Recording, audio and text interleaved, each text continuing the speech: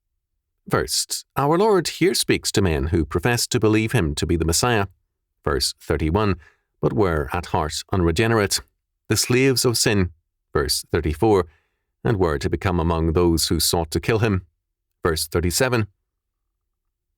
Thus, to bring the issue into sharp focus and to expose to them their unregenerate state, our Lord speaks very bluntly. They can only be his disciples if they continue or abide in his word. Second, our Lord calls them servants or slaves of sin. This they denied, not by reference to their present status, but by reference to heredity, being Abraham's seed. They were, however, doubly slaves, slaves to sin and slaves to Rome, their overlord. They were thus denying the obvious political and personal facts of their lives. Israel's freedom had been lost, and Judea's through sin. Rome had come in to rule Judea because Judea had corrupted its own rule.